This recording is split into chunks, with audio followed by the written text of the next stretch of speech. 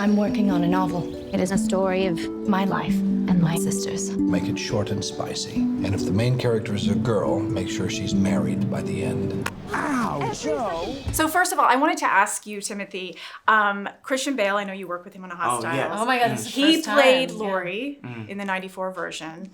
And I know he recently said that he is going to bring his daughter to see the movie because she really wants to see it. Yes. I want to know if you did have a chance to talk to him about playing Laurie. No, I didn't get. I haven't gotten the opportunity to discuss playing the same role. But that experience on Hostels with him. I know it's an interview about Little Women, so. But long story short, that's one of our greats. That is a great actor. Yeah. It's a great man. He's a great man. That's somebody I look up to. If Is I could there- have half his career, that'd be I amazing. know. Well, that's is there why we're another- also going to be remaking Newsies. But we will talk to him before Well, I was gonna- when you do Newsies. Amazing. I was going to ask you if there was another remake of a Christian Bale movie that you could take on that role, what would it be? Oh, I don't.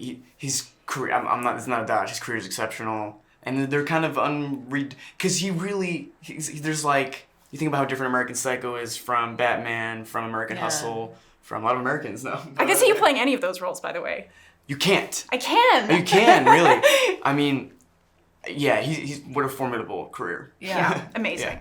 To you, I was just speaking with Tom Rothman, the chairman of Sony. Oh my God, and I said, love Tom Rothman. Well, he's a fan of yours. I said to him, I'm going to be interviewing Greta. Like, well, give me something. And he said the first time that he met you, it was in the league of meeting Spielberg's and knowing you were going to be, quote unquote, like a great director. And I said, what was it? Am I going to make you cry? No, it's just emotional.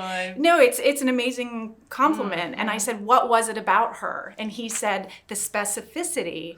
And there was, I read something about the flower used in the movie. Oh, yeah. Can you talk a little bit about that, like how specific that choice was? Well, first of all, I have to say, like, with making this movie and getting to make this movie with this caliber of a cast, shooting on location here in Concord, Massachusetts, where the book was written, shooting on film, getting to really give it a huge canvas and the scope that I think this book deserves because it is one of our American classics and is part of the literary canon is so much down to Amy Pascal, who fought for me every second of the way, and Tom Rothman for saying yes, which was a miracle.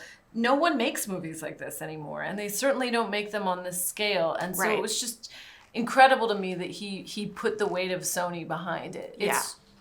It's hard to overstate how rare that is. And I know there was a scene in the movie, there was a watch that was a modern day watch that you were wearing, and then Greta picked up on it and said no. No, not quite a watch.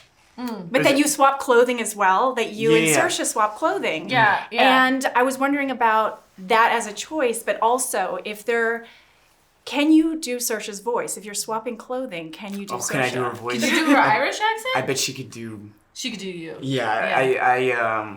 I'd embarrass myself trying to do her and probably offend a couple people, but Yeah, I feel like anytime I've tried to do an Irish accent in front of Saoirse, she's like, that's just offensive. That's just not it. Stop. I know you can kind of get like 3 words-ish, and then It's it all falls Lucky apart. Charms. But the swapping clothing, was there like a favorite item of clothing that you donned, or was there something that sort of was like, oh, this feels great? There were little trinkets that I liked and like that were hers, you know, and I hope that's not pretentious, but she had a waistcoat, or I don't know if that'd be a waistcoat, whatever coat that cuts off like here, and like long sleeve, tight in the sleeves. I like that coat a lot, and like good buttons. And this costume designer, her name's Jacqueline Duran.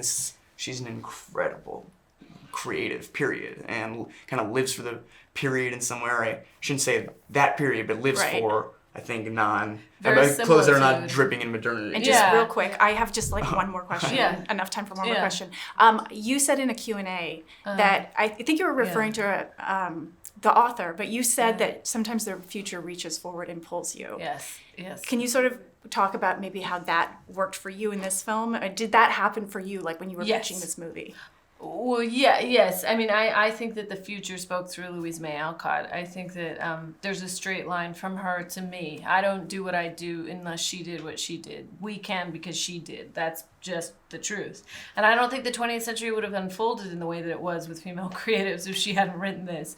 So I mean, did the future speak through us? I hope so. I hope so, in that I hope that what this movie does is give it back to the viewer and say, what are you making? What are you writing? What are you doing? What are you moving forward?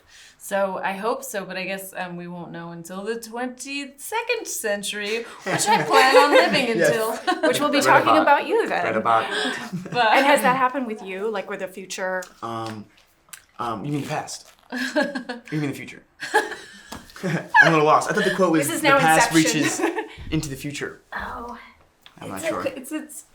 Well, I think we're done. Well, you're, Yeah, okay, sorry. well, meaning like there was sort of like a jump in time of like 7 years, back and forth in the movie. So is there, in a way, how have you changed in the 7 years? Like when you look at yourself as an actor versus 15? Same game plan, trying to work with great directors. Yeah. Same game plan. It's what you want too, isn't it, Joe? To be a famous writer. Yes, but it sounds so crass when she says it. My girls have a way of getting into mischief. Well, so do I. So first of all, this is Little Women, but I keep hearing on set, there were dirty jokes, there was wrestling, there was like, you guys were just, There was knitting. there was knitting. So that was the flip side, Like Believe it women or not. usually. Believe it or not. right? Yeah. Yeah. Wrestling, Eating, knitting, a lot of eating. Donut Friday. Donut Friday. And we were just talking about how Laura used to get us these juices, because like most mornings we were getting up at like 4 a.m. to start the day because of the lack of light and stuff. And she would get us these juices that were like bright blue, but they were natural, and they just gave us this kick at the end of the day. And Meryl was eating Wendy's. On the And flip Meryl was side. eating Wendy's. It was Florence was a having lot of donuts. larks. Was anybody dipping into her fries? How do you be cool around her? Because I interviewed her once and I accidentally called her Mare instead of Meryl. I was like, hi, Mare. And you died. So I know I think you had said like the first take, you were just like, hold on, reset. The first time I met her, everybody knew that she was upstairs in the green room, and she came down the stairs wearing this big dress, and I was dressed as young Amy. And she came down the stairs simply because obviously I feel like I know her because I've watched her my entire life. I saw her coming down the stairs, I went, Meryl! And ran up to her and she was like, hello. She was being kind of in character, and I have never felt so embarrassed in my life because I was like, oh god. I wanted to ask you guys, if we took your characters and put you guys in modern day and you guys all had a group text, what would that look like? I mean, we do have many group texts. Do you? Yes, we had like 4 on the go. One of them is called Big Chicks. One's called Munchkins. One's called March. One's called Marmy, actually. Yeah, I still have that. Yeah, but Laura Army's Laura girls didn't know were- how to use WhatsApp back then. They had to teach me, which was very appropriate. Laura like comes up to you and she's like, "Did you get my WhatsApp?" And we're like, "No, you never sent us anything." And she was like, "But I'm sure I sent It's it." still happening. I You're wrote getting you better all at it. after I saw the movie, and then No. you're like, I never got that. No, And then You're- when we you're- talked on the you were phone, like, I so- said, did you get the? I mean, it's fine if you didn't write back. It's like, no, Laura. you never sent it. Maybe you were sending it to her US phone from last I year. might have. Who would be the best No. at texting out of the March sisters? Beth, because she's so much time on her hands. Meg. Meg. Yeah. But Joe would have so Why much to Meg? say. Because I feel like Meg would Beth be would the forget. woman that kind of responds to invites charge. in like 2 days. Organizing Oh, the family. Right. Okay. And then I was talking to Timothy about this, and he said that, because I know you had to swap clothing. Greta had you guys swap clothing a little bit, just as I wardrobe. tried to wear his thick silver chains that he wears at basketball games, but I'm just joking. But I said, can you swap voices? Can you do, I asked him if he could do your voice, and he said that one of you could do a great Timothee Chalamet impression. Can any of you do Timothy? He didn't say who. Oh, God.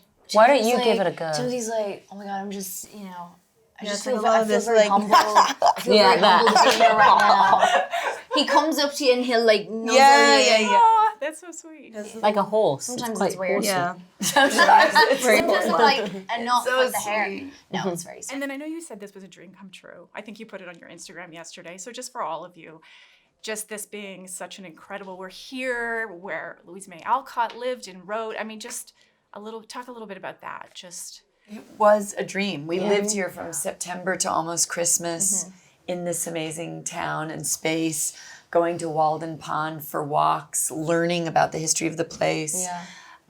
you know, all of it adding to the film, but now we have the gift of this memory in the film too.